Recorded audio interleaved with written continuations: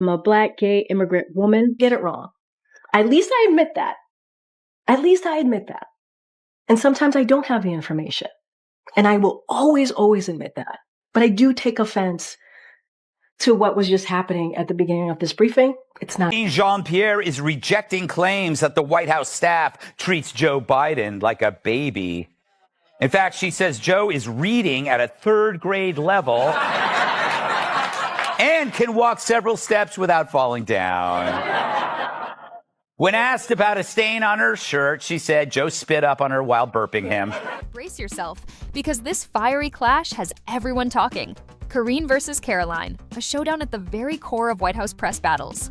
On one side, Karine Jean-Pierre, known for her composed demeanor and focus on diversity, trying to steer through a storm of political chaos. And then, crashing into the scene, Karoline Leavitt, bold, relentless, and unafraid to shake things up. The contrast? Unmistakable. The stakes? Through the roof. From immigration policies to executive orders, their heated exchanges leave nothing untouched. Every confrontation is a high-stakes battle, reshaping how political messages are delivered. On one side, Karine Jean-Pierre, seasoned, confident, yet often criticized for her long-winded answers that, according to many, leaned more on polished rhetoric than direct substance. On the other, Karoline Leavitt, a newcomer, but by no means timid. She stepped in with laser-sharp directness, a taste for controversy, and zero patience for political dodging.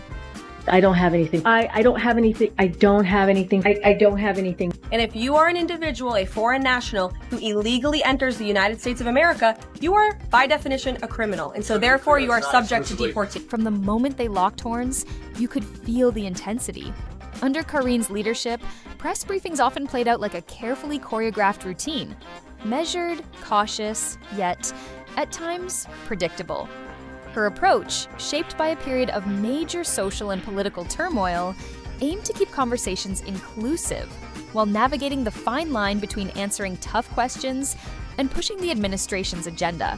Karoline stormed in like a force of nature, shaking things up in a way that was impossible to ignore. It wasn't just her body language that signaled a shift. Her entire demeanor was sharper, more direct, and unapologetically bold. While Karine preferred a soothing, diplomatic approach, Karoline had no interest in softening the blows. Her first head-on clash with Karine had the entire room buzzing. It was as if she had cracked the code to Karine's carefully measured responses, exposing a predictable pattern in how she handled tough questions. And we finally, after 4 years of chaos and mayhem and apologizing for America, have a president again in the Oval Office who is standing up for America. And this is what it looks like when you have a leader of our great nation who uses the leverage of the United States, who understands that since our nation's founding, we have been viewed as that shining light on the hill. We have been viewed, rightfully so, as the best, proudest country in the world. And President Trump is not afraid to say that or to use that for the American people. And Karoline wasn't here to play nice. She took aim straight at the administration's most contentious issue, immigration. With unwavering confidence, she pressed Karine on the government's handling of mass deportations, putting her on the spot in front of an entire room of journalists. For too long, Karine had danced around the subject, relying on familiar, rehearsed lines about a so-called humane and fair immigration policy. But this time, Karoline wasn't letting her off the hook. The moment Karine began her usual speech about compassion and integration, Karoline cut in, her voice razor sharp, her intent crystal clear. She wasn't there just to listen. She was there to dismantle the administration's carefully constructed narrative. She drilled into the inconsistencies, forcing Karine to confront the reality that their policies didn't always align with their polished rhetoric. The room tensed as Karoline pushed harder, refusing to let vague statements take the place of real answers. Good afternoon, everybody. How are we? Good to see all of you. It's an honor to be here with all of you. A lot of familiar faces in the room, a lot of new faces. And President Trump is back, and the golden age of America has most definitely begun. The Senate has already confirmed 5 of President Trump's exceptional cabinet nominees: Secretary of State Marco Rubio, Defense Secretary Pete Hegseth, CIA Director John Ratcliffe, Homeland Security Secretary Kristi Noem, and Treasury Secretary Scott Bessent. It is imperative that the Senate continues to confirm the remainder of the president's well-qualified nominees as quickly as possible. As you have seen during the past week, President Trump is hard at work fulfilling the promises that he made to the American people on the campaign trail. Since taking the oath of office, President Trump has taken more than 300 executive actions, secured nearly $1 trillion in U.S. investments, deported illegal alien rapists, gang members, and suspected terrorists from our homeland, and restored common sense to the heated exchange that followed was nothing short of a political showdown, riveting, intense, and impossible to look away from. Karine, clearly unsettled, struggled to keep her usual calm, falling back on the administration's familiar defense of making decisions based on safety and humanity. But Karoline wasn't letting up. She kept pushing, exposing contradictions, and pulling responses that the media would latch onto for days. It was almost as if she knew exactly which buttons to press to turn the moment into a media spectacle. And maybe that wasn't just luck. Her background in communications made it clear that every word, every challenge was calculated to make headlines. Criminals, there are many, many criminals. NBC News has learned that ICE arrested 1,179 undocumented immigrants on Sunday, but nearly half of them, 566 of the migrants, appear to have no prior criminal record besides entering the country illegally. Is the president still focused exclusively, which is a civil crime, it's not criminal. It's a federal crime. So I'm asking though, he said he was going to focus on those violent offenders first. So is violent offenders no longer the predicate for these people to be deported? The president has said countless times on the campaign trail, I've been with him at the rallies, I know you've been there covering them too, Peter, that he is focused on launching the largest mass deportation operation in American history of illegal criminals. And if you are an individual, a foreign national, who illegally enters the United States of America, you are, by definition, a criminal. And so therefore, you are subject to deportation. The battle didn't stop at immigration. Controversial executive actions quickly became another war zone. Under Jean-Pierre, these topics were often coded in vague phrases about vision and long-term goals, leaving little room for specifics. But Karoline wasn't about to let those sweeping statements slide. She ramped up the pressure, demanding not just explanations, but real answers on how these policies affected communities that were already struggling and had openly voiced their concerns. One of the most explosive moments? The heated debate over the Keystone XL pipeline. Karoline didn't just ask about the administration's environmental stance, she went straight for the economic consequences, challenging Jean-Pierre to justify the fallout. The intensity of her questioning had everyone, from journalists to major stakeholders, glued to the conversation, sparking debates that rippled across the media for days. What do you call it here at the White House when 10,000 people illegally cross the border in a single day? So what do you call it, Peter, when GOP puts forth wait, no, you can't. Karine? I'm answering. Okay, we're gonna move on. No, we're moving on. Karine, moving. please. In the back. Now, you said you were stopping the flow at the border. No. I tried to answer, Peter. Okay. I tried to answer the question. Another fiery clash erupted, this time over how the administration shaped public perception and managed the media. Karine stuck to her usual playbook, rolling out a series of polished facts and figures meant to paint government policies in the best possible light. But in a time when people demanded raw, unfiltered truth, Karoline seized the moment. She cut through the carefully crafted narratives, positioning herself as the blunt, no-nonsense voice the audience had been waiting for. Her direct approach was a stark contrast, making it clear that she wasn't there to sugarcoat anything. 6-page summary back in February. I don't think that was a full accounting necessarily.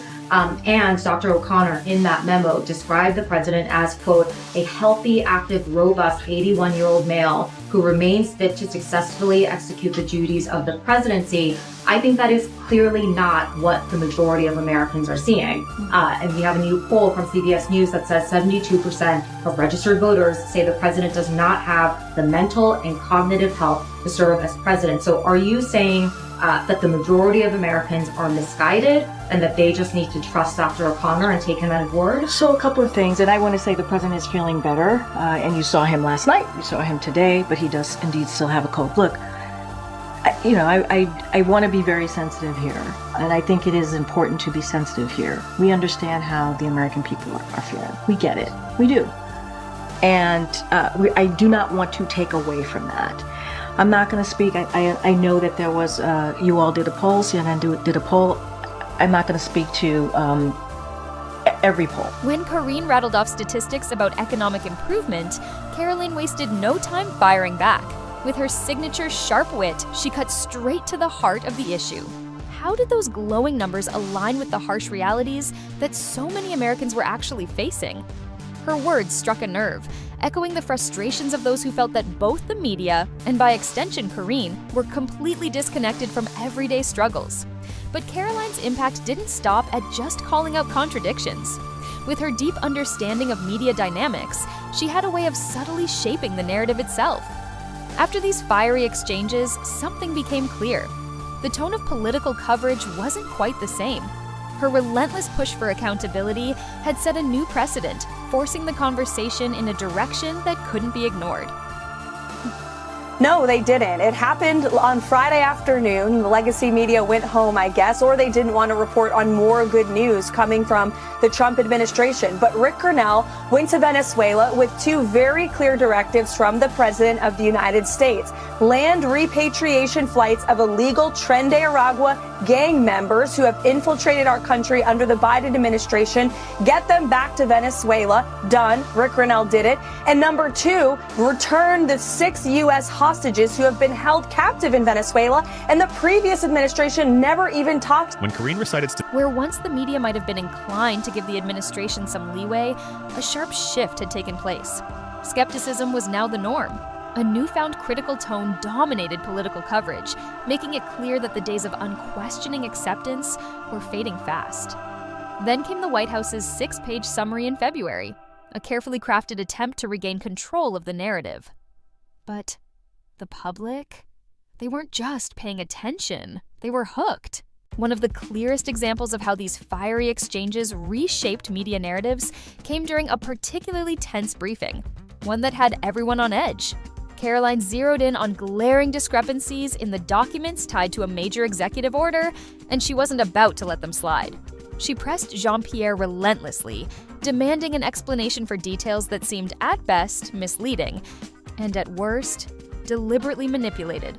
The tension in the room was palpable as the exchange escalated. Then, with unwavering conviction, Karoline delivered the final blow, challenging the ethics of withholding or distorting information that the press and the public had every right to see in full. The room held its breath, knowing this wasn't just another policy discussion, this was a moment of reckoning.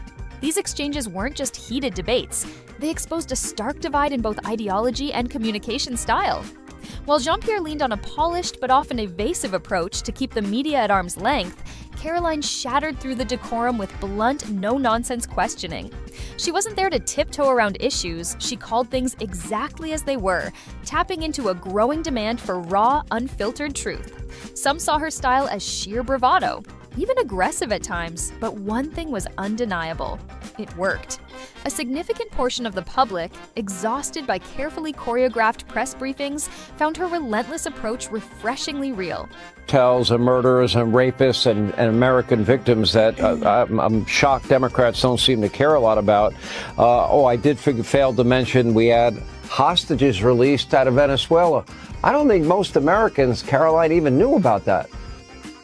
In a world where media relations and public perception hold immense power, these confrontations weren't just headline-grabbing moments, they carried serious socio-political weight. The ripple effects were impossible to ignore. Stakeholders across industries started reassessing their strategies, realizing that Karoline's hard-hitting approach wasn't just effective, it was shifting the conversation.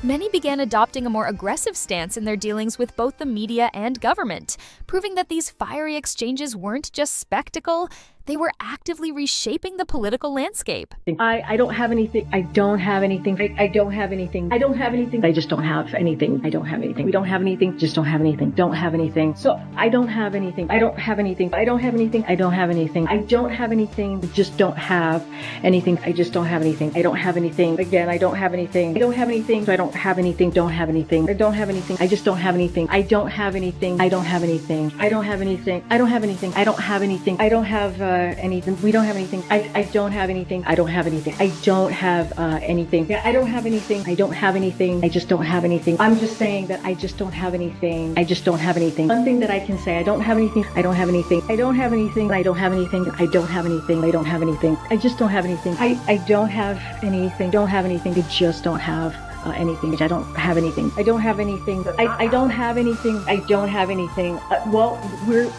I don't have anything, but I don't have anything. Don't have anything. Don't have, I don't have anything. I don't have anything, but I don't have anything. I just don't have anything. We just don't have anything. Don't have anything. I don't have anything. Don't have anything. I don't have anything. I don't have it. We don't have anything. I just don't have anything. We don't have anything. I don't have anything. We don't have anything. I just don't have anything. I don't have anything. I don't have anything. I don't have anything. I don't have anything, but I don't have anything. I don't have anything. I just don't have anything. So look, again, I don't have anything. I just don't have anything. I don't have anything. I just don't have anything. I don't have anything. I don't have anything. I don't have anything. I don't have anything. I just don't have anything. I don't have anything. We don't have anything. I don't have anything. I just don't have anything. I don't have any. These sharp, no-holds-barred exchanges prove one undeniable truth. When assertive journalism collides with bold political communication, the entire landscape shifts. It challenges how we perceive, discuss, and engage with politics in real time. But now, I want to hear from you. What do you think about Karoline's approach? Is she too aggressive, striking the perfect balance, or something else entirely? Drop your thoughts in the comments. I'm genuinely curious to know your take. Let's get this conversation rolling.